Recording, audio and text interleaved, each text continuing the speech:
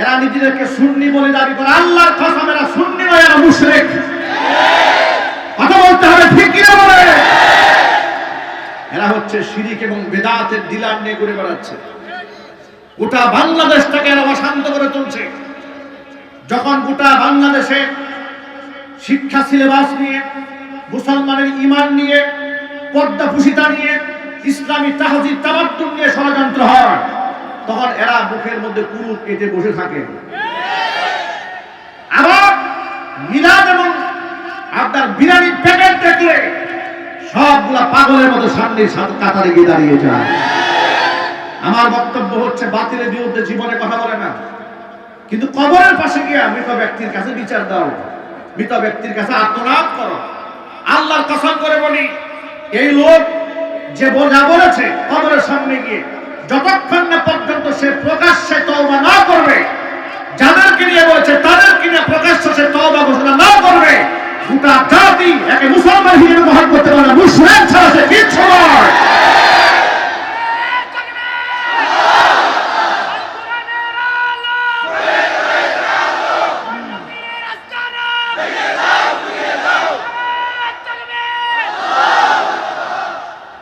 এক বাক্যে জবাব দিয়ে বলেন, যিনি কবরে শুয়ে আছেন তিনি আপনাকে দেওয়ার মতো কিছু রাখেন? তার দেওয়ার কোনো ক্ষমতা আছে? যিনি দিবেন তিনি একমাত্র কে? ওরাই গান বানিয়েছে, বাবা তোমার দরবারে কেউ ফিরে না খালি হাতে। নাউযুবিল্লাহি মিন যালিক।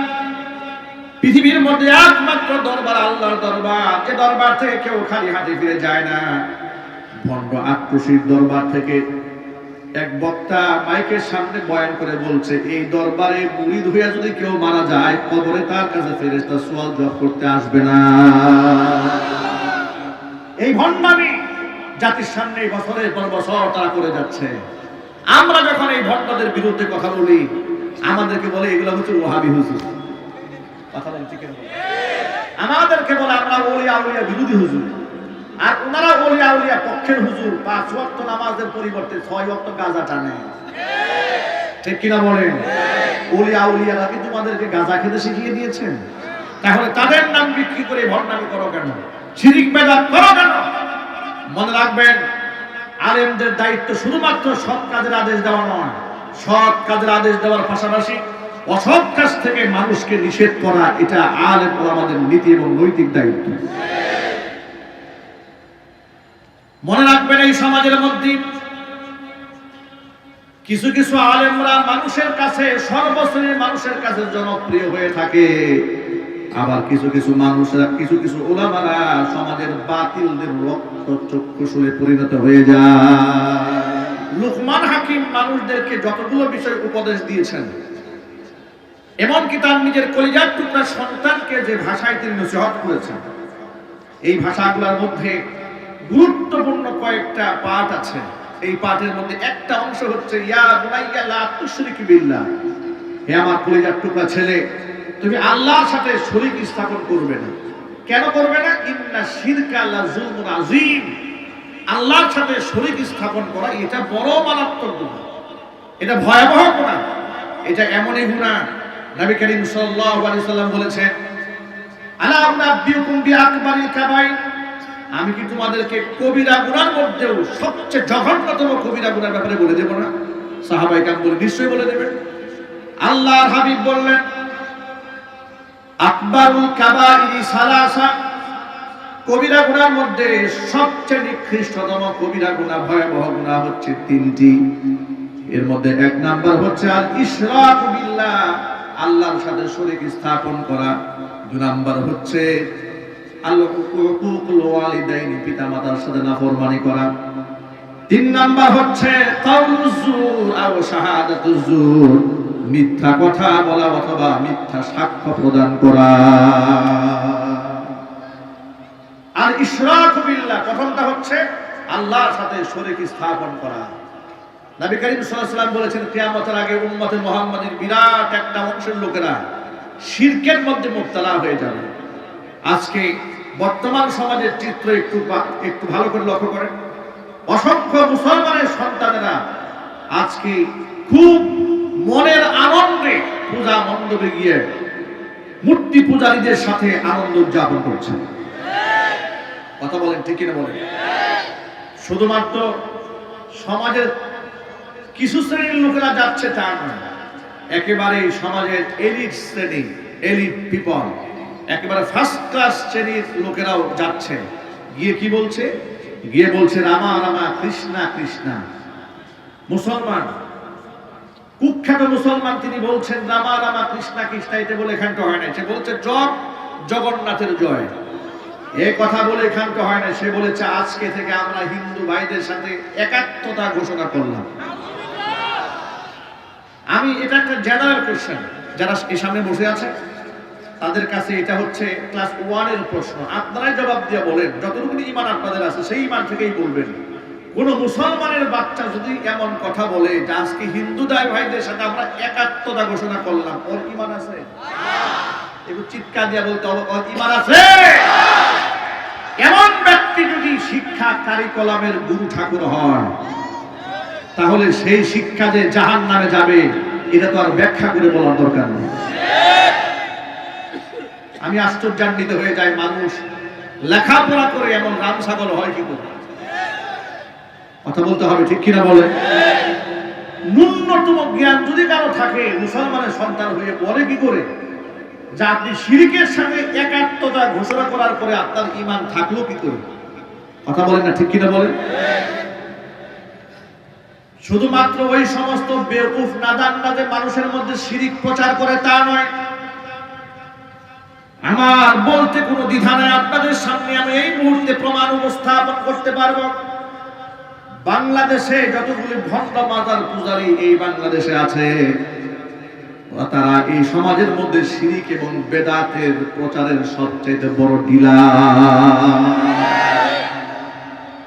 আমি কথা পরিষ্কার করে দিচ্ছি, হকপন্থী আল্লাহর ওলি কিংবা তাদের কবরের সাথে, মাজারের সাথে আমাদের কোনো দুশ্মনী নাই, বরং তাদের প্রতি আমাদের অগাধ বিশ্বাস, ভালোবাসা, শ্রদ্ধা আছে না নাই? তাদের প্রতি মন প্রাণ উজাড় করা দুয়া ভালোবাসা আছে না নাই? আছে। আমরা বিশ্বাস করি তারা পৃথিবীতে সম্মানিত হয়েছেন, তাদের কর্মের কারণে আল্লাহ রাব্বুল আলামিন তাদেরকে সম্মানিত করেছেন। কথা বলতে হবে ঠিক কিনা? কিন্তু তাদের নাম বিক্রি করে, তাদের নাম বিক্রি করে গান বাজনার আসর, ঢোল তবলার আসর, নারী পুরুষের অবাধ মেলামেশা, নাচানাচি, কুদাকুদি, ধর্মের নামে ভণ্ডামি দেশে আছে না? মাত্র 2 দিন আগে একটা ভিডিও এসছে আমাদের কাছে। সারা বাংলাদেশে এই সমস্ত ভণ্ড মাজার পূজারীদের বিরুদ্ধে আমরা সারা বছর আপনাদেরকে সতর্ক করে এসেছি, যারা কিন্তু মানুষের ঈমান হরণ করে। আমরা যদি মাজার পূজারীদেরকে মাজার পূজারী বলি, তারা আমাদের বিরুদ্ধে অভিযোগ তোলে যে আমরা তো মাজার পূজা করি না, আমরা অলি ভক্ত, মাজারের পূজা আমরা করি না। এভাবে আমাদেরকে তারা পাবলিকলি ধোঁকা দিয়ে পাবলিককে বোকা বানাবার চেষ্টা করে। মাজার পূজা কাকে বলে আমি আপনাদেরকে একটুখানি দেখাচ্ছি। চট্টগ্রামের কুখ্যাত বক্তা, নাম নাকি তার জাহাঙ্গীর, সে একটা দরবারও খুলে বসছে, নাম দিয়েছে দরবারে জাহাঙ্গীরিয়া। আপনাদের সামনে নামটা উল্লেখ করে এই জন্য বলেছে, আপনারা বলবেন নামটা কেন বললেন? কেন বলেছে শোনেন। নামটা এই জন্য বলেছে, কোরআন শরীফে কথা বলতে হবে, কোরআন শরীফে ফিরাউনের নাম আছে, নমরুদের কথা আছে, কারুনের নাম ধরে ধরে অপকর্মের ফিহরিস্ত আল্লাহ বলে দিয়েছেন, যাতে করে পৃথিবীর মানুষ তাদের থেকে সতর্ক থাকতে পারে, তাদের কুকর্ম থেকে মানুষ যেন ঈমানকে বাঁচাতে পারে। এই সমস্ত ভণ্ড মৌলবীরা বক্তা সেজে বসে আছে, এলেম কালাম তো কিচ্ছু নাই, শূন্যের কোঠায় ওয়াজে বসে না একটা কোরআন বলবে, না মানুষের উপদেশমূলক ভালো কোনো কথা বলবে। কিছুদিন আগে বাংলাদেশের তরুণ প্রজন্মের একজন বিখ্যাত আলোচক মুফতি আলী হাসান উসামা, তাকে কোন এক বিষয়ে মিলাদ কিরাম নিয়ে চ্যালেঞ্জ দিয়েছিল। চ্যালেঞ্জ দেওয়ার পর তিনি যখন চ্যালেঞ্জ গ্রহণ করলেন, সে সরাসরি মাজারে গিয়ে উসামার বিরুদ্ধে নালিশ দিয়েছে যে বাবা আপনি দেখেন না যে কি চলতেছে, এগুলো কবরে গিয়ে নালিশ দিয়েছে।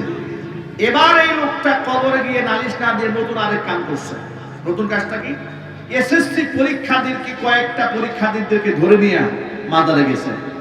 মাজারে গিয়া কবরের সামনে দাঁড়িয়ে কবরের যিনি শুয়ে আছে তাকে ডেকে বলছে, ও বাজান আপনার কদম মোবারকে আমাদের সালাম, আপনার কাছে একটা দরখাস্ত নিয়ে আসছি, এই যে এই ছেলেগুলো আসছে, এদের তো পরীক্ষা, এদের ভুল ত্রুটি ক্ষমা করে তুমি কামিয়াব করে দিও। আমি কোনো আলেমের কথা বলবো না, আপনারা বলেন কোন মুসলমানের মুখ থেকে এমন কথা বের হতে পারে? কোন মুসলমান এমন বিশ্বাস করতে পারে যে আমার গুনাহ কিংবা আমার ভুল ত্রুটি ক্ষমা করবে যিনি কবরে শুয়ে আছে? এটা কি বিশ্বাস করা সম্ভব? কিন্তু দেখুন এই লোকটা এই কাজগুলো করছে, আপনাদের সামনে একেবারে ডকুমেন্টারি দিয়ে দিচ্ছি, দেখেন সেই বলে কি। এই ছেলেগুলো ওই সামনে পরীক্ষা কিভাবে বৃহস্পতিবারে আপনার কাছে দরখাস্ত দেওয়ার জন্য আপনার কাছে এসেছে, ভুল ত্রুটি মার্জনা করে তাদেরকে একটু কামিয়াবি করিও, ইমতিহানে কামিয়াবি, আল্লাহ তাদেরকে কবুল করে। দরখাস্ত নিয়ে গেছে, বাচ্চাদের পরীক্ষায় পাশ করার জন্য দরখাস্ত নিয়ে গেছে কবরে। নাউজুবিল্লাহ কি বাড়ি গিয়ে বলবেন? আবার বাচ্চাদের ভুল ত্রুটি ক্ষমা করে দিয়ে বাচ্চাদেরকে ভুল ত্রুটি ক্ষমা করতে বলছে কবরে শুয়ে থাকা লোকটাকে। আল্লাহর কসম, ইমানের পথে অবিচল থেকে আমার মরণ যেন হয়।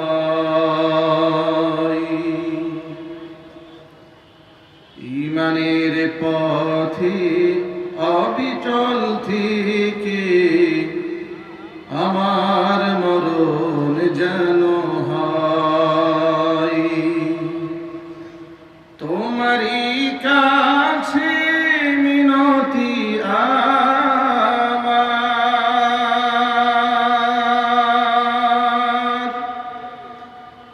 তোমারই কাছে মিনতি আমার, মহামহিম দয়াময়।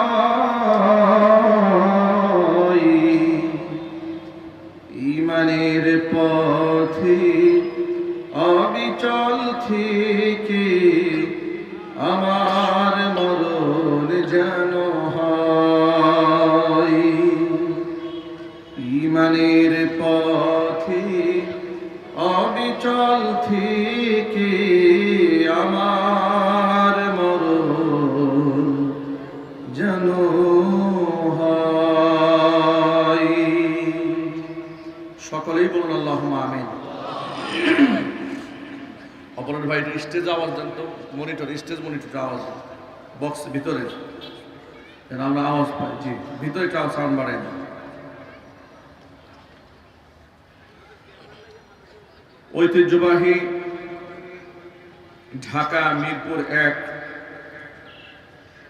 আনসার ক্যাম্প পাইকপাড়া মসজিদ সংলগ্ন ঈদগাহ মাঠে ওয়াকাফ সরকারি বাসভবন জামে মসজিদ কমিটির উদ্যোগে আয়োজিত আজকের এই 18তম বার্ষিক 2 দিনব্যাপী ওয়াজ মাহফিলের সমাপনী দিবসের শেষ অধিবেশনের সম্মানিত সভাপতি সাহেব, আমন্ত্রিত হাজারাত উলামায়ে কেরাম, মুরব্বিয়ান ইজম, অত্র এলাকা এবং পার্শ্ববর্তী এলাকার বিভিন্ন প্রান্ত থেকে ছুটে আসা দিন দরদি, ইমানদার, পরহেজগার, মুত্তাকি মুসলিম ভাইরা, পর্দার অন্তরে অবস্থানরত আমাদের সকলের শ্রদ্ধাভাজন পর্দানিশীন মা এবং বোনেরা, মহান আল্লাহ রাব্বুল আলামিনের দরবারে আলিশানে লাখ কোটি শুকরিয়া আদায় করছি যে মহান মুনিব মুসলিম উম্মার এই সঙ্গীন মুহূর্তে হাজারো প্রতিকূলতাকে উপেক্ষা করে, শত সহস্র বাধাকে পেরিয়ে নবী করিম সাল্লাল্লাহু আলাইহি ওয়াসাল্লামের ভাষায় বেহেশতের বাগানের মধ্যে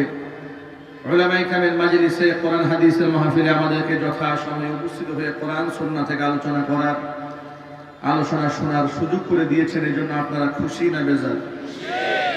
কম না বেশি? উচ্ছ্বসিত কণ্ঠে, খুশি মনে, মন প্রাণ উজাড় করে আল্লাহ পাকের শেখানো ভাষায় শুকরিয়া আদায় করছি। জবান ছেড়ে দিয়ে সকলে একযোগে বলছি আলহামদুলিল্লাহ। রব্বানা লাকাল হামদ হামদান কাসীরা তাইয়িবান মুবারাকান ফীহি। রব্বানা লাকাল হামদু কামা ইয়ানবাগি লিজালালি ওয়াজহিকা وعظيم سلطانك আল্লাহ রাব্বুল আলামিন আজকের ওয়াজ মাহফিলকে কবুল করুন। অক্লান্ত পরিশ্রম করে এই জান্নাতের বাগান যারা সাজিয়েছেন, দূরদরাজ থেকে শোনার জন্য যারা এসেছেন, আজকের মাহফিলের ওসিলা করে আল্লাহ তাআলা সকলকে পরিপূর্ণ হেদায়েত নসিব করুন। কাল হাসরের কঠিন ময়দানে এই আয়োজন আল্লাহ তাআলা আমাদের সকলের নাজাতের জারিয়া হিসেবে কবুল করুন। অত্র এলাকার সমস্ত মুর্দেগানের কবর আযাব আল্লাহ তাআলা কিয়ামত পর্যন্ত বন্ধ করে দিন। সর্বোপরি আজকের মাহফিলের ওসিলা করে আল্লাহ রাব্বুল আলামিন আমাদের সকলকে পরিপূর্ণ হেদায়েত নসিব করুন। কোরআন সুন্নাহ থেকে বিশুদ্ধ কথাবার্তা বলার, শোনার, সেই অনুযায়ী আমল করার তৌফিক আল্লাহ তাআলা আমাদের সকলকে দান করুন। প্রিয় ভাইরা, এক বাক্যে জবাব দিয়ে বলুন তো, হেদায়েত দেওয়ার মালিক কে? আল্লাহ। পৃথিবীর কোন পীরের হাতে হেদায়েতের মালিকানা আছে? কোন আলেমের হাতে? কোন দরবেশের হাতে? সমস্ত হিদায়াতের একচ্ছত্র মালিকানা কার হাতে? আল্লাহ পাক যেন আমাদেরকে পরিপূর্ণ হেদায়েত নসিব করেন। পৃথিবীর ওলিয়া উলিয়া দরবেশ তো দূরের কথা, পৃথিবীর কোন নবী রাসূল হিদায়াতের মালিক ছিলেন না। আম্বিয়া আলাইহিমুস সালাতু ওয়াস সালাম যদি হিদায়াতের মালিক হতেন, তাহলে তাদের প্রিয় ভাজন ব্যক্তিরা ঈমান হারা হয়ে দুনিয়া থেকে বিদায় নিতেন না। হিদায়াতের মালিক যদি নবী নূহ আলাইহিস সালাতু ওয়াস সালাম হতেন, তাহলে তার সন্তান কেনান কাফেরদের সাথে মিলিত হয়ে প্লাবিত হয়ে আল্লাহর গজবে দুনিয়া থেকে বিদায় হতো না। হিদায়াতের মালিক যদি নবী লূত আলাইহিস সালাতু ওয়াস সালাম হতেন, তাহলে তার প্রিয়তমা স্ত্রীকে কওমে লূতের সাথে সম্পৃক্ত হয়ে আল্লাহর গজবে দুনিয়া থেকে বিদায় হতে হতো না। হিদায়াতের মালিক যদি নবী ইব্রাহিম আলাইহিস সালাতু ওয়াস সালাম হতেন, কলিজার টুকরা পিতা আযরকে মুশরিক অবস্থায় দুনিয়া থেকে বিদায় নেওয়ার প্রয়োজন হতো না। হিদায়াতের মালিকানা যদি দুজাহানের বাদশা ইমামুল মুরসালিন রাহমাতুল লিল আলামিন খাতামুল আম্বিয়া নবিয়ুনা মুহাম্মদুর রাসূলুল্লাহ সাল্লাল্লাহু আলাইহি ওয়াসাল্লামের হাতেই থাকতো হিদায়াতের মালিকানা, আল্লাহর হাবিবের প্রিয় ভাজন কলিজার টুকরা চাচা আবু তালেব ঈমান হারা হয়ে দুনিয়া থেকে বিদায় নিতেন। কথা বলতে হবে, ঠিক কি না? যেখানে আম্বিয়া আলাইহিমুস সালাতু ওয়াস সালাম হিদায়াতেরই মালিক ছিলেন না, যেখানে আম্বিয়া আলাইহিমুস সালাতু ওয়াস সালাম মানুষের হিদায়াতের মালিক নন, ভালো মন্দ করার মালিক নন, মানুষের চাহিদা পূরণ করার মালিক নন, চাহিদা পূরণ করার এককভাবে মালিককে। সেখানে কেউ যদি বিশ্বাস করে যে আমার মৃত পীর কিংবা আমার জিন্দা পীর আমার গুনাহ মাফ করে দেবে, কিংবা আমার পীর আমার মনের নেক বাসনা পূর্ণ করবে, কিংবা আমার মুসিবত থেকে আমাকে উদ্ধার করবে, সেই ব্যক্তির ঈমান আছে? চিৎকার দিয়ে বলুন, ঈমান আছে? ঈমান নেই। আমি আজকে আপনাদের সামনে সংক্ষিপ্ত পরিসরে কোরআন মাজিদের হাজার হাজার আয়াতের ভেতর থেকে সূরা লুকমানের ছোট্ট একটা আয়াতের অংশ আপনাদের সামনে তেলাওয়াত করেছি। লুকমান এমন একজন ব্যক্তির নাম যিনি নবী ছিলেন না, রাসূল ছিলেন না, পয়গম্বর ছিলেন না, কিন্তু তার নামে কোরআন শরীফে একটা সূরা আল্লাহ নাযিল করেছেন। আল্লাহ পাকের বড়ই মাহবুব পেয়ারা বান্দা তিনি ছিলেন। মানুষদেরকে শিরিক থেকে বিরত থাকার আহ্বান জানাতেন, বেদাত কুফর থেকে কুসংস্কার থেকে বিরত থাকার তিনি আহ্বান জানাতেন। আল্লাহ পাকের কাছে তিনি এতটাই প্রিয় ভাজন হয়েছিলেন, এতটাই পছন্দের পাত্র হয়েছিলেন, আল্লাহ রাব্বুল আলামিন হিকমার নূরে তার অন্তরকে আলোকিত করে দিয়েছিলেন। লোকমান হাকিম দেখতে কালো মানুষ ছিলেন, তিনি কীতদাস ছিলেন। সামাজিকভাবে যে একেবারে ধনাঢ্য ব্যক্তি, প্রচুর পরিমাণ সম্পদের মালিক এমন ছিলেন না, একেবারেই সাদা মাথা কীতদাস ছিলেন, কিন্তু হিকমাতে পরিপূর্ণ ছিল। কারণ সম্মান এবং ইলম এই দুটো দান করার মালিককে আল্লাহ রাব্বুল আলামিন তাকে ইলম দান করেছেন। লোকমান হাকিম কীতদাস হওয়ার পরেও ইলমে এবং হিকমাতে পরিপূর্ণ হওয়ার কারণে তিনি যে কথাগুলো বলতেন, তার কথাগুলো শোনার জন্য অজস্র মানুষ ভিড় জমিয়ে মরু প্রান্তরে দাঁড়িয়ে থাকত। লোকমান হাকিম একদিন বক্তৃতা করছিলেন মানুষের সামনে, অসংখ্য লোকেরা দাঁড়িয়ে আছে, মাঝখান থেকে একজন লোক দাঁড়ালেন। বসে বসে যারা বয়ান শুনছিলেন তাদের মাঝখান থেকে জনৈক ব্যক্তি দাঁড়িয়ে বললেন, লোকমান, যদি আপনি আমাকে অভয় দেন, আপনার কাছ থেকে আমি একটা বিষয় নিশ্চিত হতে চাই। লোকমান বললেন, কি বলতে চান? নির্ভয় আপনি বলুন। লোকটা বলল, আপনার মতো দেখতে হুবহু এরকম চেহারা, এমন গায়ের রং একটা লোক ছোটবেলায় আমার সাথে বেশ ভেড়া বকরি মাঠে ময়দানে চড়াতো, আপনার মতোই চেহারা। লোকটা কি আপনি নাকি? লোকমান হাকিম এত বড় হওয়ার পরে তিনি অতীতকে ভুলে গেলেন না, আত্মপরিচয় তিনি ভুলেননি। তিনি বললেন, আল্লাহর বান্দা, যে লোকটা ছোটবেলায় তোমার সাথে মেষ পালন করতো, ভেড়া বকরি দুম্বা ময়দানে চড়াতো, আমি সেই লোকমান। অবাক বিস্ময়ে তিনি বললেন, লোকমান, আমি যে রাখাল ছিলাম আজও সেই রাখালই আছি, কিন্তু আপনি রাখাল থেকে আজকে হাকিম হয়ে গেলেন। আপনার কথা শোনার জন্য এত মানুষ জমা হয়ে যায়, এর কারণটা কি? লোকমান হাকিম বললেন, আমি কয়েকটা মূলনীতির উপর আমল করেছি, আল্লাহ পাক আমাকে মর্যাদা দান করেছেন। তুমিও যদি ওই মূলনীতির উপর আমল করো, আল্লাহ পাক তোমাকেও লোকমান হাকিম বানিয়ে দিবে। লোকমান হাকিম বললেন, আল্লাহর বান্দা শোনো, আমি আমার এই জবানে কোনোদিন বেহুদা অনর্থক কোনো কথা আমার জবান থেকে আমি উচ্চারণ করি নাই, বিনা প্রয়োজনে কোনো কথা বলি নাই।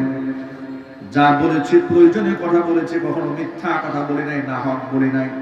আল্লাহ পাক আমার এই জবানের এমন মর্যাদা দান করে দিয়েছেন, এই জবান থেকে সূক্ষ্ম সূক্ষ্ম কথাগুলো বের হয়ে যায়, আর সে কথাগুলো শোনার জন্য আরব জাহান সহ গোটা দুনিয়ার মানুষগুলো পাগল করা হয়ে যায়। শুধু তাই নয়, একদিক থেকে আমি আমার জবানের হেফাজত করেছি, দুদিক থেকে আমি আমার চোখের হেফাজত করেছি। 3 নম্বরে, আমি কোনদিন আমার মেহমানকে অমর্যাদা করি নাই। চিল্লাইবেন আল্লাহু আকবার। যুবকেরা, চোখের হেফাজত আমাদের করতে হবে। আমরা বলি ইনশাআল্লাহ। জবানের হেফাজত করতে হবে। আল্লাহ যেন কবুল করেন, জোরে করেন আমিন। লোকমান হাকিমের মুনিব তিনি বুঝতে পারলেন লোকমান হাকিমের চাল চলন দেখে যে লোকটা খুব জ্ঞানী। তার জ্ঞানের গভীরতাকে যাচাই করার জন্য তিনি একটা কৌশল অবলম্বন করলেন। লোকমানকে ডেকে বললেন, লোকমান, তুমি আজকে একটা খাসি জবাই করবে। খাসি জবাই করে ওই খাসির সর্ব উৎকৃষ্ট 2টা অঙ্গ কেটে আমার সামনে হাজির করবে। লোকমান হাকিম খাসি জবাই করলেন। খাসি জবাই করে ওই খাসির সবচেয়ে দামি 2টা অংশ কেটে মনিবের সামনে হাজির করলেন। মনিব তাকায় দেখে খাসির জিহ্বা আর তার হার্ট, তার কাল, হৃৎপিণ্ডটা কেটে লোকমান হাকিম মনিবের সামনে দিয়ে দিয়েছেন। মনিবের সামনে তিনি বোঝাতে চাইলেন যে একটা দেহের মধ্যে জবান এবং হার্টের চেয়ে গুরুত্বপূর্ণ আর কোনো অংশ নাই। কিছুদিন যাওয়ার পরে লোকমান হাকিমের মনিব আবার ডাকলেন, লোকমান, এদিকে আসো, আজকে তুমি আরেকটা খাসি জবাই করবে। ওই খাসি জবাই করে খাসির সবচাইতে নিকৃষ্ট 2টা অংশ কেটে আমার সামনে আজকে হাজির করবে। লোকমান হাকিম এবার খাসি জবাই করলেন। খাসি জবাই করে তিনি এবার 2টা অঙ্গ, নিকৃষ্ট অঙ্গ 2টা কেটে মনিবের সামনে হাজির করে দিয়েছেন। মনিব এবার তাকায় দেখে সর্ব উৎকৃষ্ট অঙ্গ কাটা কথা বলার পরে তিনি যেই 2টা অঙ্গ কেটে নিয়ে এসেছিলেন, এবার সর্বনিকৃষ্ট অঙ্গ কথা বলার পরেও তিনি সেই অঙ্গই 2টো নিয়ে এসেছেন। লোকমান হাকিমের মনিব জিজ্ঞেস করলেন, ব্যাপারটা কি লোকমান? সবচেয়ে ভালো অঙ্গ আনতে বলেছিলাম, তুমি জিহ্বা আর হৃৎপিণ্ড কেটে নিয়ে আসছিলা। সবচেয়ে খারাপ অঙ্গ কেটে আনতে বললাম, তুমি আবারও জিহ্বা এবং হৃৎপিণ্ড কেটে আনলে, কারণটা কি? লোকমান হাকিম মনিবকে জবাব দিয়ে বলছেন, মনিব, একটা দেহের মধ্যে সবচেয়ে গুরুত্বপূর্ণ অঙ্গ হচ্ছে জিহ্বা এবং কাল। কোন দেহ যদি ভালো হয়, উৎকৃষ্ট মানের হয়, গোটা দেহের মধ্যে কাল এবং জবানের চেয়ে দামি সম্পদ আর থাকে না। আর ব্যক্তি যদি নিকৃষ্ট হয়, তাহলে এই জবান আর কালবের মতো নিকৃষ্ট কোনো জায়গা দেহের মধ্যে আর থাকে না। কথা বলতে হবে, ঠিক কিনা বলেন? আজকে গোটা দুনিয়ার দিকে একটু তাকিয়ে দেখুন, পৃথিবীতে যত মানুষ সম্মানিত হয়েছে, অধিকাংশ মানুষ সম্মানিত হয়েছে এই জবানের কথার কারণে। আবার যত মানুষ অসম্মানিত হয়েছে, জুতার বাড়ি খেয়েছে এই মুখের কথার কারণেই খেয়েছে। অতিরিক্ত কথা বলা, অতি কথন বলা, বাচালগিরি করা, অপ্রাসঙ্গিক কথা বলা, এগুলা বলে বলে সমাজের মধ্যে ফাসাদ তৈরি করে, ফাসাদ বর্পা করে দেয়। এই যে দেশের মধ্যে যত শ্রেণীর বুদ্ধিজীবী আছে, যত প্রকারের নারীবাদ আছে, যত প্রকারের কথা করে ট্রান্সজেন্ডার আছে, এগুলা অতি কঠোর বেশি বুদ্ধিগিরি দেখাতে দেখাতে এমন কুবুদ্ধি জাতির সামনে উপস্থাপন করে পাবলিক যেখানে পায় সেখানে জুতা পিটা করে। গুরুত্বপূর্ণ অঙ্গ হচ্ছে জবান। এই জবানের বলে খেলাপি করা যাবে না। প্রিয় ভাইরা, আজকে আপনাদের সামনে সংক্ষিপ্ত আকারে একটা কথা বলতে হয়।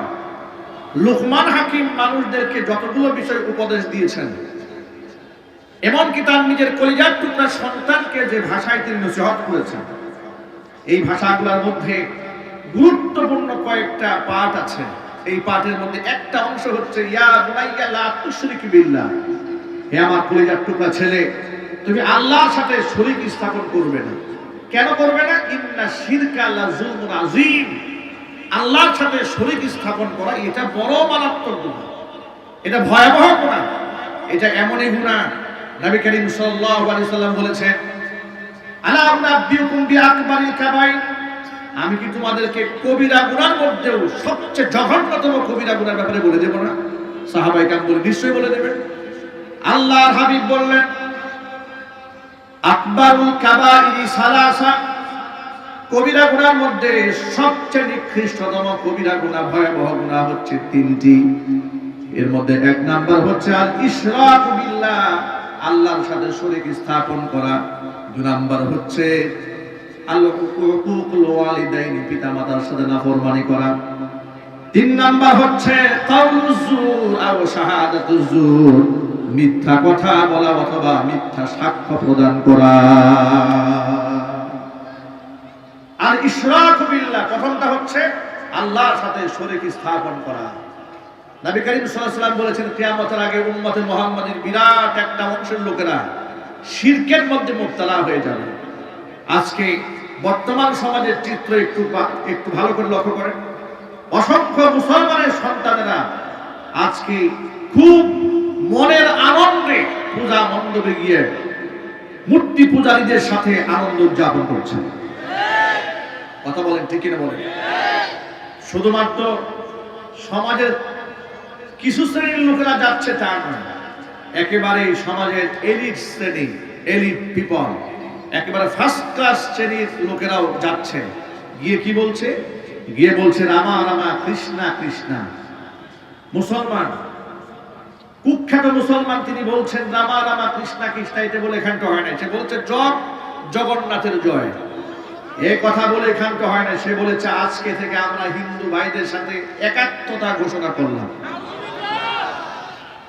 আমি এটা একটা জেনারেল কোশ্চেন, যারা এই সামনে বসে আছে তাদের কাছে এটা হচ্ছে ক্লাস 1 এর প্রশ্ন। আপনারাই জবাব দিয়ে বলেন, যতটুকু ঈমান আপনাদের আছে সেই ঈমান থেকেই বলবেন।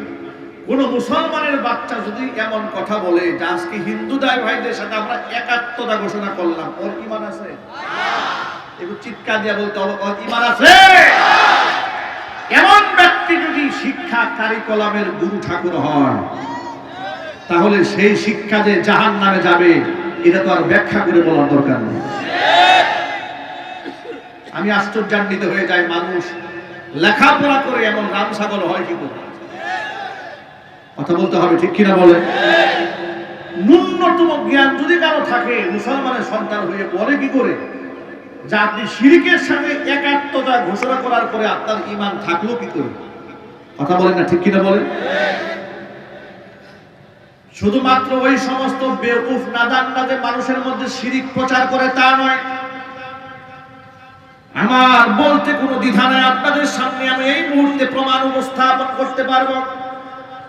বাংলাদেশে যতগুলি ভণ্ড মাজার পূজারী এই বাংলাদেশে আছে, তারা এই সমাজের মধ্যে শিরিক এবং বেদাতের প্রচারের সবচেয়ে বড় ডিলার। আমি কথা পরিষ্কার করে দিচ্ছি, হকপন্থী আল্লাহর ওলি কিংবা তাদের কবরের সাথে, মাজারের সাথে আমাদের কোনো দুশ্মনী নাই, বরং তাদের প্রতি আমাদের অগাধ বিশ্বাস, ভালোবাসা, শ্রদ্ধা আছে না নাই? তাদের প্রতি মন প্রাণ উজাড় করা দোয়া, ভালোবাসা আছে না নাই? আছে। আমরা বিশ্বাস করি তারা পৃথিবীতে সম্মানিত হয়েছেন, তাদের কর্মের কারণে আল্লাহ রাব্বুল আলামিন তাদেরকে সম্মানিত করেছেন, কথা বলতে হবে ঠিক কিনা? কিন্তু তাদের নাম বিক্রি করে, তাদের নাম বিক্রি করে গান বাজনার আসর, ঢোল তবলার আসর, নারী পুরুষের অবাধ মেলামেশা, নাচানাচি, কুদাকুদি, ধর্মের নামে ভণ্ডামি এই দেশে আছে না? মাত্র দুদিন আগে একটা ভিডিও এসছে আমাদের কাছে। সারা বাংলাদেশে এই সমস্ত ভণ্ড মাজার পূজারীদের বিরুদ্ধে আমরা সারা বছর আপনাদেরকে সতর্ক করে এসেছি, যারা কিন্তু মানুষের ঈমান হরণ করে। আমরা যদি মাজার পূজারীদেরকে মাজার পূজারী বলি, তারা আমাদের বিরুদ্ধে অভিযোগ তোলে যে আমরা তো মাজার পূজা করি না, আমরা অলি ভক্ত, মাজারের পূজা আমরা করি না। এভাবে আমাদেরকে তারা পাবলিকলি ধোঁকা দিয়ে পাবলিককে বোকা বানাবার চেষ্টা করে। মাজার পূজা কাকে বলে আমি আপনাদেরকে একটুখানি দেখাচ্ছি। চট্টগ্রামের কুখ্যাত বক্তা, নাম নাকি তার জাহাঙ্গীর, সে একটা দরবারও খুলে বসছে, নাম দিয়েছে দরবারে জাহাঙ্গীরিয়া। আপনাদের সামনে নামটা উল্লেখ করে এই জন্য বলেছে, আপনারা বলবেন নামটা কেন বললেন? কেন বলেছে শোনেন। নামটা এই জন্য বলেছে, কোরআন শরীফে কথা বলতে হবে। কোরআন শরীফে ফিরাউনের নাম আছে, নমরুদের কথা আছে, কারুনের নাম ধরে ধরে অপকর্মের ফিহরিস্ত আল্লাহ বলে দিয়েছে, যাতে করে পৃথিবীর মানুষ তাদের থেকে সতর্ক থাকতে পারে, তাদের কুকর্ম থেকে মানুষ যেন ঈমানকে বাঁচাতে পারে। এই সমস্ত ভণ্ড মৌলবীরা বক্তা সেজে বসে আছে, এলেম কালাম তো কিচ্ছু নাই, শূন্যের কোঠায় ওয়াজে বসে না একটা কোরআন বলবে, না মানুষের উপদেশমূলক ভালো কোনো কথা বলবে। কিছুদিন আগে বাংলাদেশের তরুণ প্রজন্মের একজন বিখ্যাত আলোচক মুফতি আলী হাসান উসামা, তাকে কোন এক বিষয়ে মিলাদ কিরাম নিয়ে চ্যালেঞ্জ দিয়েছিল। চ্যালেঞ্জ দেওয়ার পর তিনি যখন চ্যালেঞ্জ গ্রহণ করলেন, সে সরাসরি মাজারে গিয়ে উসামার বিরুদ্ধে নালিশ দিয়েছে যে বাবা আপনি দেখেন না যে কি চলতেছে, এগুলো কবরে গিয়ে নালিশ দিয়েছে। এবার এই লোকটা কবরে গিয়ে নালিশ না দিয়ে নতুন আরেক কাম করছে। নতুন কাজটা কি? এসএসসি পরীক্ষার্থীকে কয়েকটা পরীক্ষার্থীদেরকে ধরে নিয়ে মাজারে গেছে।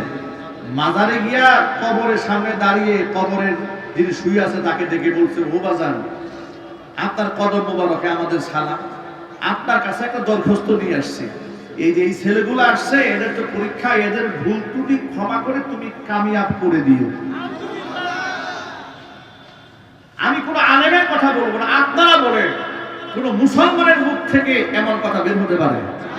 কোন মুসলমান এমন বিশ্বাস করতে পারে যে আমার গুনাহ কিংবা আমার ভুল ত্রুটি ক্ষমা করবে যিনি কবরে শুয়ে আছে? এটা কি বিশ্বাস করা সম্ভব? কিন্তু দেখুন এই লোকটা এই কাজগুলো করছে, আপনাদের সামনে একেবারে ডকুমেন্টারি দিয়ে দিচ্ছি, দেখেন সেই বলে কি। এই ছেলেগুলো ওই সামনে পরীক্ষা কিভাবে বৃহস্পতিবারে আপনার কাছে দরখাস্ত দেওয়ার জন্য আপনার কাছে এসেছে। ভুল ত্রুটি মার্জনা করে তাদেরকে একটু কামিয়াবি করিও, ইমতিহানে কামিয়াবি, আল্লাহ তাদেরকে কবুল করে। দরখাস্ত নিয়ে গেছে, বাচ্চাদের পরীক্ষায় পাশ করার জন্য দরখাস্ত নিয়ে গেছে কবরে। নাউজুবিল্লাহ কি বাড়ি গিয়ে বলবেন? আবার বাচ্চাদের ভুল ত্রুটি ক্ষমা করে দিয়ে বাচ্চাদেরকে ভুল ত্রুটি ক্ষমা করতে বলছে কবরে শুয়ে থাকা লোকটাকে। আল্লাহর কসম, এরা নিজেদেরকে সুন্নি বলে দাবি করে, আল্লাহর কসম এরা সুন্নি নয়, এরা মুশরিক। কথা বলতে হবে ঠিক কিনা বলে? এরা হচ্ছে শিরিক এবং বেদাতের ডিলার নিয়ে ঘুরে বেড়াচ্ছে। গোটা বাংলাদেশটাকে এরা অশান্ত করে তুলছে। যখন গোটা বাংলাদেশে শিক্ষা সিলেবাস নিয়ে, মুসলমানের ঈমান নিয়ে, পর্দাপুশিতা নিয়ে, ইসলামী তাহজিব তামাদ্দুন নিয়ে ষড়যন্ত্র হয়, তখন এরা মুখের মধ্যে কুরুপ কেটে বসে থাকে। আবার মিলাদ এবং আপনার বিরিয়ানির প্যাকেট দেখলে সবগুলা পাগলের মতো সামনে কাতারে গিয়ে দাঁড়িয়ে যায়। আমার বক্তব্য হচ্ছে বাতিলের বিরুদ্ধে জীবনে কথা বলে না, কিন্তু কবরের পাশে গিয়ে মৃত ব্যক্তির কাছে বিচার দাও, মৃত ব্যক্তির কাছে আত্মনাদ করো। আল্লাহর কসম করে বলি, এই লোক যে যা বলেছে কবরের সামনে গিয়ে, যতক্ষণ না পর্যন্ত সে প্রকাশ্যে তওবা না করবে, যাদেরকে নিয়ে বলেছে তাদেরকে নিয়ে প্রকাশ্যে সে তওবা ঘোষণা না করবে, গোটা জাতি একে মুসলমান হিসেবে গ্রহণ করতে পারে না। মুশরিক ছাড়া সে কিচ্ছু নয়।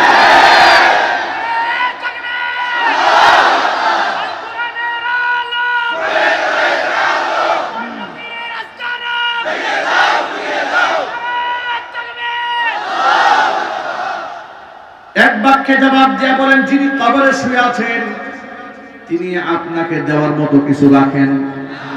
তার দেওয়ার কোনো ক্ষমতা আছে? যিনি দিবেন তিনি একমাত্র কে? ওরাই গান বানিয়েছে, বাবা তোমার দরবারে কেউ ফিরে না খালি হাতে। নাউযুবিল্লাহি মিন যালিক। পৃথিবীর মধ্যে একমাত্র দরবার আল্লাহর দরবার, যে দরবার থেকে কেউ খালি হাতে ফিরে যায় না। ভণ্ড আক্রোশীর দরবার থেকে এক বক্তা মাইকের সামনে বয়ান করে বলছে, এই দরবারে মুরিদ হইয়া যদি কেউ মারা যায়, কবরে তার কাছে ফেরেশতা সওয়াল জবাব করতে আসবে না। এই ভণ্ডামি জাতির সামনে বছরের পর বছর তারা করে যাচ্ছে। আমরা যখন এই ভণ্ডদের বিরুদ্ধে কথা বলি, আমাদেরকে বলে এগুলো হচ্ছে ওহাবি হুজুর। কথা বলেন ঠিক না?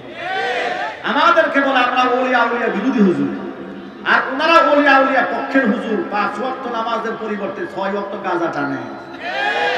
ঠিক কিনা বলেন? ওলিয়া আউলিয়ারা কি তোমাদেরকে গাঁজা খেতে শিখিয়ে দিয়েছেন? তাহলে তাদের নাম বিক্রি করে ভণ্ডামি করো কেন? শিরিক বেদাত করো কেন? মনে রাখবেন, আলেমদের দায়িত্ব শুধুমাত্র সৎ কাজের আদেশ দেওয়া নয়, সৎ কাজের আদেশ দেওয়ার পাশাপাশি অসৎ কাজ থেকে মানুষকে নিষেধ করা, এটা আলেম ওলামাদের নীতি এবং নৈতিক দায়িত্ব। মনে রাখবেন, এই সমাজের মধ্যে কিছু কিছু আলেমরা মানুষের কাছে, সর্বশ্রেণীর মানুষের কাছে জনপ্রিয় হয়ে থাকে। আবার কিছু কিছু মানুষরা, কিছু কিছু ওলামারা সমাজের বাতিলদের রক্ত চক্ষুশূলে পরিণত হয়ে যায়। কথা বলেন? কিছু কিছু আলেম আছে এমন, গুলালু মার্কা, এগুলা সব তরকারিতে চলে, ঠিক না? হলুদের মতো সব জায়গায় এগুলোর ব্যবহার হয়। এগুলো আস্তিকের দরবারেও পাবেন, নাস্তিকের দরবারেও পাবেন, মুশরিক বেঈমানদের দরবারেও পাবেন। সব দরবারে এদেরকে পাওয়া যাবে। এদের প্রতি রাম বা নাস্তিক বেঈমান সবাই খুশি। এমন কিছু মৌলবী নাই বাংলাদেশে? একটু জোরে বলতে হবে, নাই? দেখবেন বাতিলদের এবং নাস্তিকদের দৃষ্টিতে এরা হচ্ছে আধ্যাত্মিক হুজুর। কি হুজুর? আধ্যাত্মিক হুজুর। আর যারা অসৎ কাজ থেকে বাধা দেয়, এরা হচ্ছে উস্কানিমূলক হুজুর, উগ্রপন্থী হুজুর, মৌলবাদ হুজুর। ঠিক কিনা? এই শব্দগুলো ওরা আবিষ্কার করেছে। কিন্তু আমি আপনাদেরকে আজকে একটা মূলনীতি বলবো। সেই মূলনীতি হচ্ছে, কোরআন মাজিদে আল্লাহ সুবহানাহু ওয়া তাআলা বলে দিয়েছেন, সূরা লুকমানের মধ্যে যে আয়াত আপনাদের সামনে আমি তেলাওয়াত করেছি, লুকমান হাকিম তিনি তার সন্তানকে যে নসিহত করেছিলেন, গুরুত্বপূর্ণ একটা অংশ হচ্ছে শিরিক করা যাবে না। আল্লাহ পাক যেন শিরকের মতো ভয়াবহ গুনাহ থেকে আমাদের সকলকে হেফাজত করে। যদি বলেন আমিন। শিরকের সাথে আমাদের কোনো সম্পর্ক থাকবে? আল্লাহ যেন আমাদের সকলকে মাহফুজ থাকার তৌফিক দান করেন। দেখুন, প্রসঙ্গক্রমে ছোট্ট একটা কথা বলি। কিছুদিন পরে লাইলাতুন নিসফি মিন শাবান, শাবান মাসের মধ্য রজনী, ভারত, পাকিস্তান, বাংলাদেশ, আমাদের এই উপমহাদেশে এটাকে শবে বরাত হিসেবে উল্লেখ করা হয়। এই শবে বরাত নিয়ে গোটা বাংলাদেশের মধ্যে একটা শ্রেণী আছে, খুব মাঠকে ঘোরাতে করছে বেশ কয়েকটা বছর ধরে আমরা দেখতে পাচ্ছি। শবে বরাত নিয়ে এই উপমহাদেশে আছে বাড়াবাড়ি, আছে ছাড়াছাড়ি। বাড়াবাড়ি যেমন কি আছে, চরম পর্যায়ে বাড়াবাড়ি, এটাকে লাইলাতুল কদরের চাইতেও দামি মনে করেন। সারা রাত জেগে থাকবে যুবকরা, ইয়াং ছেলেরা মোটর বাইক নিয়ে গোটা শহর ঘুরে বেড়াবে। সারা রাত ঘুম যেন না আসে, প্রয়োজনে বিড়ি খাবে কিন্তু ঘুমাবে না। কথা বলেন? দেখে বলছি, দেখে গাজীপুরে একজন দেখি রাত বাজে প্রায় 1:30, তো এক ছেলে বিড়ি খাচ্ছে। আমি বললাম যে ভাই, এই গভীর রাত জেগে কষ্ট করে বিড়ি খাচ্ছেন, হুজুর ঘুম আসতেছে, তাই জেগে থাকার তো অনেক জবাব আছে, এই জন্য বিড়ি খেয়ে রাতটা জাগাই দিতেছে। এভাবে বিড়ি খেয়ে সে রাত কাটিয়ে দিচ্ছে। একদিক থেকে বাড়াবাড়ি, এই রাতটাকে লাইলাতুল কদরের চেয়ে গুরুত্বপূর্ণ মনে করা, এক পর্যায়ে বাড়াবাড়ি। এমনকি হালুয়া রুটি বানিয়ে এটাকে একটা হালুয়া রুটি দিবস বানানো, এটা আরো মারাত্মক ফিতনা। আপনার এই রাতটা পৃথিবীর সমস্ত মুহাক্কিক, উলামা এবং ফুকাহাদের কাছে গুরুত্বপূর্ণ একটা বিষয় হচ্ছে, এটা একটা ফজিলতপূর্ণ রাত, ঠিক কিনা? এই রাতকে আপনি ইবাদতের মাধ্যমে উদযাপন করেন, আল্লাহর কাছে সাহায্য প্রার্থনা করেন, কান্নাকাটি করেন। 11 জন সাহাবী থেকে বিশুদ্ধ সূত্রে বর্ণিত আছে, নবী করিম সাল্লাল্লাহু আলাইহি ওয়াসাল্লাম বলেছেন, ইন্নাল্লাহা সায়াত্তালিউ ইলা খালকিহি ফি লাইলাতিন নিসফি মিন শাবান, শাবান মাসের মধ্য রজনীতে আল্লাহ পাক তার গোটা সৃষ্টিকুলের দিকে বিশেষ দৃষ্টি আরোপ করেন। ফায়াগফিরু লিজামিই খালকিহি, তিনি তার সমস্ত সৃষ্টিকুলকে ক্ষমা করে দেন এই রাতে দুইটা শ্রেণীর লোক বাদ দিয়ে, ইল্লা লিল মুশরিকিন আও মুশাহিদিন, একমাত্র মুশরিক তাকে আল্লাহ মাফ করেন না, আরেক হচ্ছে মুশাহিদ, যেই ব্যক্তি হিংসুক ওকে আল্লাহ মাফ করে না। মানুষের প্রতি যার বিদ্বেষ আছে অন্তরে আল্লাহ তাকে মাফ করে না, যা শিরকের গুনার মধ্যে মুবতালা আল্লাহ তাকে মাফ করে না। প্রিয় ভাইরা, এখান থেকে কি বোঝা গেল? শিরিক থেকে বাঁচার দরকার আছে না নাই? শবে বরাতের রাতের ফজিলত পেতে গেলে আমাদেরকে শিরিক মুক্ত ঈমান রাখতে হবে, এমনকি সাথে সাথে হিংসা মুক্ত অন্তর রাখতে হবে। আল্লাহ যেন কবুল করেন, জোরে বলেন আমিন। কিন্তু এই রাতের ফজিলত থাকার পর কিছু লোকেরা বলে শবে বরাত বলতে কোরআন হাদিসে কিছুই নাই। এই ধরনের কথা সমাজে প্রচলিত আছে না নাই? তারা কেন বলে শোনেন, তারা আবার একটা যুক্তি দাঁড় করিয়ে বলেন যে শবে বরাত এমন কোন শব্দ কোরআনেও নাই, হাদিসেও নাই। আপনাদের মনে রাখা উচিত, কোরআন হাদিসে হুবহু শব্দ থাকলে তার অস্তিত্ব থাকবে, হুবহু শব্দ না থাকলে অস্তিত্ব থাকবে না। কথাটি সঠিক নয়। কোরআন হাদিসে কোথাও নামাজের কথা নাই, কোরআন হাদিসে কোথাও রোজার কথা নাই, কোরআন হাদিসে কোথাও দুজকের কথা নাই, কোরআন হাদিসে কোথাও বেহেশতের কথা নাই। তাহলে কোরআন হাদিসে কি আছে? নামাজের কথা নাই, নামাজ শব্দ কোরআন হাদিসে কোথাও নাই। কোরআন হাদিসের মধ্যে আছে সালাত। কোরআন হাদিসে কি আছে? সালাত আছে। এরপরে রোজার কথা কোরআনে কোথাও নাই। হাদিসে কি আছে? সিয়াম আছে। কুতিবা আলাইকুমুস সিয়াম, কোরআনে হাদিসে সিয়াম আছে, রোজা শব্দ নাই। বেহেশত এই শব্দ কোরআনে নাই। কোরআনে আছে কি? জান্নাত। এরপরে দুজক নাই, কোরআনে আছে কি? জাহান্নাম আছে, নার আছে। তাহলে শব্দে শব্দে থাকলেই তার অস্তিত্ব থাকবে, শব্দ না থাকলেই সেটা নাই হয়ে যাবে। এটা একটা ভণ্ডামি যুক্তি ছাড়া কিছু নয়। শবে বরাত এভাবে কোরআন হাদিসে নাই। আছে কি? লাইলাতুন নিসফি মিন শাবান, শাবান মাসের মধ্য রজনী। আবার এই বিশুদ্ধ হাদিস দ্বারা পাওয়া গেল আল্লাহ পাক তার সৃষ্টি করে সব মানুষকে ক্ষমা করেন, মুশরিক আর হিংসুক ছাড়া। তাহলে এই রাতটাকে মুক্তির রজনী বললে কি গুনাহ হবে নাকি? কথা বলে না, গুনাহ হবে। যেহেতু এই রাতে আল্লাহ পাক আমভাবে মানুষদেরকে ক্ষমা করে দেন, এই জন্য শবে বরাত, বরাত মানে মুক্তি, সব মানে রাত্রি, ফার্সি শব্দ মানে মুক্তির রজনী। কিসের রজনী? মুক্তির রজনী। সুতরাং এই রাত নিয়ে যারা বাড়াবাড়ি করেন আল্লাহ পাক তাদেরও বোঝার তৌফিক দান করেন, যারা সারাসারি করেন এখান থেকে বের হয়ে এসে বান্দাদেরকে ইবাদত বন্দেগীর প্রতি মানুষদেরকে আহ্বান করার তৌফিক দান করেন, জোরে বলেন আমিন।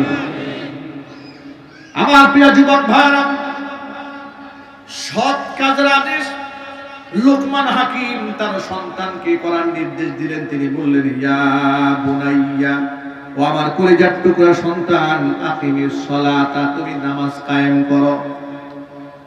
ওয়া'মুর বিল মা'রুফি ওয়ানহা আনিল মুনকার, সৎ কাজের আদেশ দাও আর অসৎ কাজ থেকে মানুষদেরকে বাধা প্রদান করো, নিষেধ করো। ওয়াসবির আলা মা আসাবাক, এমনকি তোমার জীবনে যত বিপদ আসবে তুমি ধৈর্য ধারণ করবে। ইন্না যালিকা মিন আজমিল উমুর, কাজটি অত্যন্ত সাহসিকতার কাজ। মনে রাখেন, সৎ কাজের আদেশ দিতে গেলে কোনো সাহস লাগে না। কথা বলতে হবে, ঠিক কিনা বলেন? আপনি মানুষকে একটু ভালো কথা বললেন, এটা বলার জন্য কি অনেক সাহস লাগবে? আপনাকে বীর পুরুষ হতে হবে, আপনাকে সাহসী হতে হবে অসৎ কাজ থেকে বাধা দেওয়ার সময়। কথা বলেন, ঠিক কিনা বলেন? সৎ কাজের আদেশের কথা সবাই বলে, এমনকি অমুসলিমরাও বলে। সৎ কাজের আদেশের কথা, কিছু ভালো কথা বলে, মানুষকে দান করেন, সহযোগিতা করেন, পর উপকার করেন, ঘর ভেঙে গেছে ঘর বানিয়ে দেন, ক্ষুধার্ত মানুষকে আহার্য দান করেন, এরকম নৈতিক কিছু সৎ কথা সবাই বলতে পারে। অসৎ কাজ থেকে নিষেধ করা, এটা বলার জন্য বিরাট হিম্মতের প্রয়োজন আছে না নাই? অসৎ কাজ থেকে যখন আপনি নিষেধ করবেন তখনই বাধা আসবে, বিপত্তি আসবে। শুধুমাত্র সৎ কাজের আদেশ দিলে আপনার কিয়ামত পর্যন্ত না, আপনার মৃত্যু পর্যন্ত আপনার জীবনে কোনো শত্রু তৈরি হবে না। আপনি যখনই অসৎ কাজ থেকে বাধা হয়ে দাঁড়াবেন, যখন আপনি দেখবেন রাস্তার মোড়ের মধ্যে মূর্তি বানায় দেওয়া হচ্ছে, আপনি যখন বলবেন মুসলমানের জমিনে মূর্তি এলাও হবে না, তখনই আপনার বিরুদ্ধে শত্রু দাঁড়ায় যাবে। যখন আপনি বলবেন মুসলমানের বাচ্চাদের হাতে বইয়ের সিলেবাস দেওয়া হয়েছে, বইয়ের পাতায় মুসলমানদের ধর্মীয় বইয়ে মূর্তির ছবি বরদাস্ত করা হবে না, কথা বলতে হবে ঠিক কিনা বলেন। যখন আপনি বলবেন ট্রান্সজেন্ডার একটা কুফরি মতবাদ, শরীফ থেকে শরীফা হওয়ার গল্প গোটা জাতিকে ধ্বংসের দ্বার প্রান্তে পৌঁছে দেবে, তখনই সমাজ আপনার শত্রু হয়ে যাবে। দেখেছেন না প্রফেসর আসিফ মাহতাব, সে এইভাবে করে পৃষ্ঠা ছিঁড়ে ফেলেছে, এইভাবে করে ছেড়ার পরে কি হয়েছে, গোটা বাংলাদেশে বুদ্ধিজীবীদের কলিজার মধ্যে আগুন লেগে গেছে। প্রফেসর ইন্ডিপেন্ডেন্ট ইউনিভার্সিটির প্রফেসর অধ্যাপক সরওয়ার সাহেব, তিনি একটি জাতীয় সেমিনারে বলেছিলেন, জানি সমকামিতার বিরুদ্ধে, ট্রান্সজেন্ডারের বিরুদ্ধে কথা বলার কারণে আমি এখন জীবন নিয়ে হুমকিতে আছি, আমাকে মৌলবাদ আখ্যা দেওয়া হয়েছে, আমি এখন একা হয়ে গেছি। আমি প্রফেসর আসিফ মাহতা এবং প্রফেসর সরওয়ার সাহেবকে বলবো, ডক্টর সরওয়ার সাহেবকে বলবো, কোরআনে কারিমের মাহফিল থেকে ট্রান্সজেন্ডারের মতো একটি অভিশপ্ত, একটা জাতি বিধ্বংসী, একটি কুফরি মতাদর্শের বিরুদ্ধে আপনারা ভূমিকা পালন করে আপনারা একাকী হন নাই, আপনারা নিজেকে একা মনে করবেন না, গোটা পৃথিবীর 250 কোটি মুসলমান আপনাদের সাথে আছে। সুতরাং শোনেন, ট্রান্সজেন্ডার মতবাদের বিরুদ্ধে যারা কথা বলবে, ইসলামের সপক্ষে যারা ভূমিকা রাখবে, পর্দা পুশিদার পক্ষে যারা বলিষ্ঠ ভূমিকা পালন করবে, তাদের বিরুদ্ধে যদি কোনো ষড়যন্ত্র হয়, সেই ষড়যন্ত্রের বীজ দাঁতকে ভেঙে দেওয়ার জন্য যদি রাজপথে ঝাঁপিয়ে পড়তে হয়, দল বুঝি না, মত বুঝি না, একমাত্র কোরআনের আশেক যারা, রাসূলের আশেক যারা, কিয়ামতের দিন রাসূলের সুপারিশ যারা চায়, আলেমদের হাতে হাত রেখে কাঁধে কাঁধ মিলিয়ে দল মত নির্বিশেষে রাজপথে ঝাঁপিয়ে পড়তে হবে, বাধ্য হবে, রাজি আছেন যারা, দুহাত দেখতে চায়।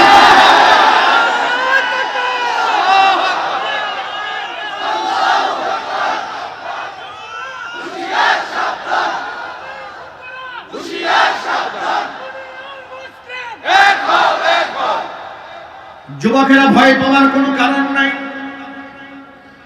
কিয়ামতের দিন আল্লাহ রাব্বুল আলামিন 5টা প্রশ্নের সম্মুখীন না করে আমার পা এক কদম হাসরের ময়দান থেকে সরাতে দেবেন না।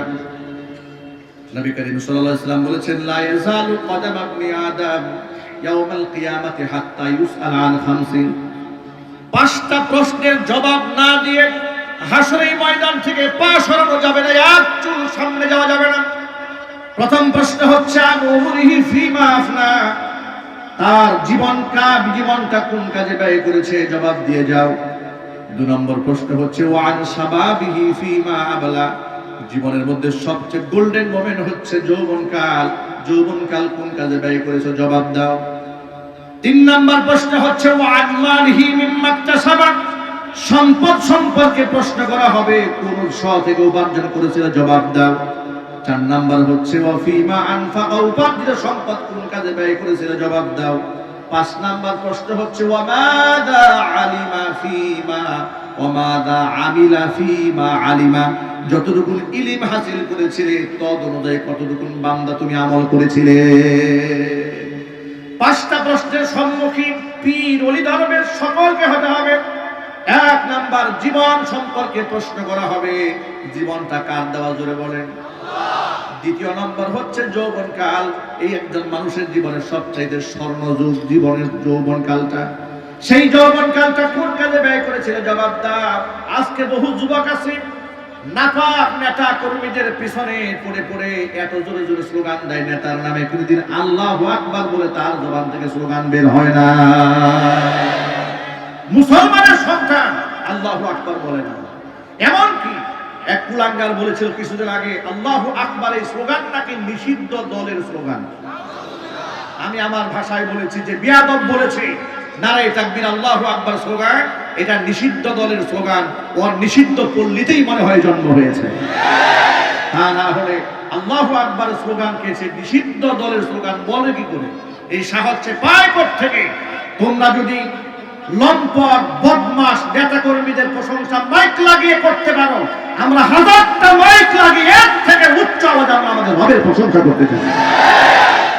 সুতরাং যুবকেরা, এই শক্তি, এই যৌবন আল্লাহ দিয়েছেন, খামোখা দেন নাই। এটাকে ওই বইমেলায় গিয়ে ওই তিশা আর মুস্তাকের সাথে তামাশা করার জন্য যৌবন আল্লাহ দেন না। যুবকরা কথা বলতে হবে, ঠিক কিনা? আমি অবাক হয়ে যাই সাবরিনার মতো একটা দুশ্চরিত্রা লম্পট প্রতারক মহিলা বই লেখে, আর সেই বইয়ের স্টলে দাড়ি টুপিওয়ালা গিয়া তার সাথে সেলফি তোলে। শুনেছি মুস্তাক তিশাকে নাকি বইমেলা থেকে বের করে দেওয়া হয়েছে। আমার তাদের বিয়ে নিয়ে আমি কোনো বক্তব্য দিতে চাই না, বক্তব্য দিতে চাই তাদের নষ্টামি এবং ভণ্ডামি নিয়ে। আপনি বিবাহ করেছেন, আপনার প্রয়োজন করতেই পারেন। আপনি কাকে বিয়ে করবেন, কি জন্য বিয়ে করবেন, সেই ব্যাখ্যাটা আপনি আমার কাছে দেওয়ার কেউ না, আমি জানারও কেউ না। কিন্তু আপনি বিবাহ করে যে রঙ্গলীলা করেন, বাচ্চাদেরকে যৌন সুরসুরি দেন, যুবকদের মনের মধ্যে শয়তানি তৈরি করেন, সমাজের মধ্যে নষ্টামি ভণ্ডামি তৈরি করেন, এটা নিয়ে আমাদের আপত্তি আছে। কথা বলতে হবে, ঠিক কিনা বলেন? এটা নিয়ে আমাদের ঘোর আপত্তি আছে। কথায় কথায় আপনি বলেন যে আমি তো এটা করি নাই, বিবাহ করেছি। বিবাহ করেছেন তো, বিবাহ তো সবাই করেছে, আপনার মতো শয়তানি কয়জনে করেছে? কথা বলতে হবে, ঠিক কিনা বলেন? তাদেরকে নাকি বইমেলা থেকে অপমান করে বের করে দেওয়া হয়েছে। আমি আজকে কোরআনের মাহফিল থেকে আহ্বান জানাবো, 3 বছর জেল খেটেছে সাবরিনা। করোনাকালীন সময়ে জাতির সাথে প্রতারণা করেছে, ভুল চিকিৎসা দিয়ে, ভুল সার্টিফিকেট দিয়ে, প্রবাসীদের সাথে ধোঁকাবাজি করেছে, মানুষের জীবন নিয়ে তারা হেসলা করেছে। কথা বলেন, ঠিক কিনা? সেই লোক মহিলা নাকি বন্দির নামক বই লিখেছে এবং অশ্লীল অঙ্গভঙ্গিতে তিনি দাঁড়িয়ে থাকেন মেকআপ করে বইমেলায়। যুবকরা হুমড়ি খেয়ে পড়ে। যুবকরা লজ্জা করেন, আল্লাহকে ভয় করুন। আজকে শুনলাম, সেদিন দেখেছি পত্রিকাতে যে বইমেলাতে গাঁজাখুরদের গাঁজা ধোয়ার যন্ত্রণায় পাবলিক ঢুকাই মুশকিল হয়ে গেছে। যে বইমেলায় ইসলামিক বইয়ের স্টল থাকে না, সেখানে তো গাঁজার মেলা বসবেই। কথা বলেন, ঠিক কিনা? সুতরাং গাঁজা মুক্ত যদি বইমেলা বানাতে চান, তাহলে সেখানে ইসলামিক বইয়ের স্টল দিয়ে দেন, আলেম ওলামাদের অভয়ারণ্য বানায় দেন, পীর বুজুর্গদের ঢোকার সুযোগ করে দেন। জাতির শ্রেষ্ঠ সন্তানরা যে বেলায় থাকে, সেখানে কোনো অশ্লীল কাজ হতে পারে না। যুবকেরা আমার, যৌবনটা আল্লাহ পাক দিয়েছে, এই যৌবনটা ইসলামের কাজে ব্যয় করতে হবে, কোরআনের পক্ষে কাজে লাগাতে হবে, ইনশাআল্লাহ বলেন। সুতরাং ট্রান্সজেন্ডারের মতো কুফরি মতবাদের বিরুদ্ধে গোটা বাংলাদেশের আলেম সমাজ সোচ্চার ভূমিকা পালন করছে। দেশের ইসলামিক আইকন এবং বুদ্ধিজীবী মহল থেকে আওয়াজ উঠেছে। এমনকি শিক্ষা সিলেবাসে এ পর্যন্ত যত প্রকারের কুসংস্কার, যত প্রকারের অশ্লীলতা বইয়ের পাতায় পাতায় পরতে পরতে ঢুকিয়ে দেওয়া হয়েছে, এগুলার পরিবর্তন করতেই হবে। যদি এটা পরিবর্তন করা না হয়, গোটা বাংলাদেশের আলেম সমাজ গোটা দেশের সব ধরনের মানুষদেরকে নিয়ে রাজপথে নামতে বাধ্য হবে। সুতরাং আমাদের লাস্ট ওয়ার্নিং, আমার আগামী প্রজন্মকে ঈমানকে ঠিক রাখার জন্য, আমার আগামী প্রজন্মের বাংলাদেশের তাহজিব, তামাদ্দুন, কৃষ্টি কালচারকে ঠিক রাখার জন্য যে সমস্ত কুফরি সংস্কৃতি বইয়ের পাতায় সিলেবাস দেওয়া হয়েছে, অনতি বিলম্বে সেগুলোকে প্রত্যাহার করে দিতে হবে। যদি প্রত্যাহার করা না হয়, সর্বশেষ আলেম সমাজ যদি আপনাদেরকে আহ্বান করেন, আপনারা সারা দিতে রাজি আছেন না? ইনশাআল্লাহ। কারা কারা রাজি আছেন এবার তো হাত দেখতে চায়। আল্লাহ তুমি সকল ভাইদেরকে ঐক্যবদ্ধ হওয়ার তৌফিক দান করুন।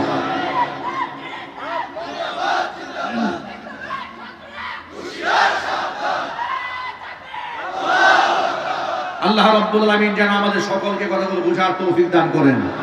মনে রাখবেন, সৎ কাজের আদেশ করার পাশাপাশি অসৎ কাজ থেকে নিষেধ করারও দরকার আছে। আর অসৎ কাজ থেকে নিষেধ করলেই মানুষ শত্রু হয়, ঘাবড়ে যাওয়ার কোনো কারণ নাই। কোরআন বলে দিয়েছে, ওয়াসবির আলা মা সাবাক, বিপদ আসলে ধৈর্য ধারণ করবে, ইন্না যালিকা মিন আজমিল উমুর, এই কাজটি বড় সাহসিকতার কাজ। আল্লাহ রাব্বুল আলামিন আমাদেরকে সাহসী ইমানদার হওয়ার তৌফিক দান করেন। নবী করিম সাল্লাল্লাহু আলাইহি ওয়াসাল্লাম বলেছেন, আল মুমিনু দাঈফ আল মুমিনুল কাবিয়্যু খায়রুম মিনাল মুমিনিদ দাঈফ। আল্লাহ রাব্বুল আলামিনের কাছে দুর্বল ইমানদারের চাইতে শক্তিশালী ইমানদার অনেক বেশি প্রিয়। সুতরাং আমরা কি দুর্বল ঈমান নিয়ে থাকতে চাই? নাকি ইমানকে শক্তিশালী করতে চায়? সুতরাং আজকের পর থেকে গোটা জীবনটা কোরআন সুন্নাহর জন্য উৎসর্গ করে দিলাম। বলেন আলহামদুলিল্লাহ। দিয়েছি কিন্তু দেব না। বলেন আমি আমার জীবনটা কোরআনের জন্য উৎসর্গ করে দিলাম। আলহামদুলিল্লাহ বলেন।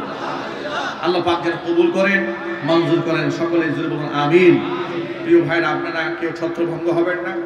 আজকে শেষ আলোচক বিদগ্ধ আলেমী গবেষক, গোটা বাংলাদেশের পরিচিত মুখ ডক্টর মুফতি এনায়েতুল্লাহ আব্বাসী ও সিদ্দিকী হাফিজাহুল্লাহ পীর সাহেব জোনপুরি, তিনি কিছুক্ষণের মধ্যে স্টেজে বসে উপস্থিত হবেন।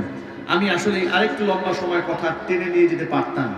আমার এই আজকের মাহফিল এখানে ট্রানজিট প্রোগ্রাম। আমার আরেক নেক্সট প্রোগ্রাম হচ্ছে গাজীপুর কাশিমপুর কেন্দ্রীয় কারাগারের সাথে। তো ওখানে এতগুলো লোক আমার জন্য বসে আছে। আমি যদি সেখানে ঠিক মতো বসতে না পারি, এখান থেকে একজন আলোচক আসবে আর আমি ওখানকার শেষ আলোচক। আমি না থাকলে গোটা দেশের মধ্যে মারামারি লেগে যাবে। সুতরাং আমি আপনাদেরকে আহ্বান জানাচ্ছি যে আপনারা একটু বিনীতভাবে এখানে বসে থাকবেন। এখানে হয়তো পরবর্তী যে কোনো আলোচক সংক্ষিপ্ত আপনাদের সামনে কথা বলবেন, ইতিমধ্যেই তিনি চলে আসবেন ইনশাআল্লাহ। যে কথাগুলো আপনাদের সামনে উপস্থাপন করেছি, সবার আগে আল্লাহ তাআলা আমাকে, আমার ভাইদেরকে, মা বোনদেরকে সকলকে আমল করার তৌফিক দান করুন। আমিন। ওয়া আখিরু দাওয়ানা আলহামদুলিল্লাহি রাব্বিল আলামিন। হ্যাঁ, একটা কলি আজান। আল্লাহু আকবার, আল্লাহু আকবার,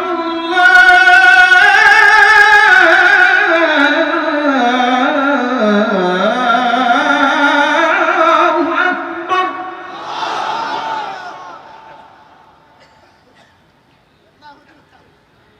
আশহাদু আল্লা ইলাহা ইল্লাল্লাহ।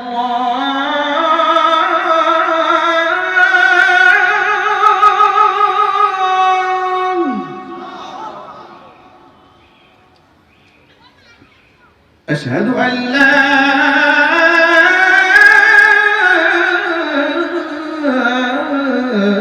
إله إلا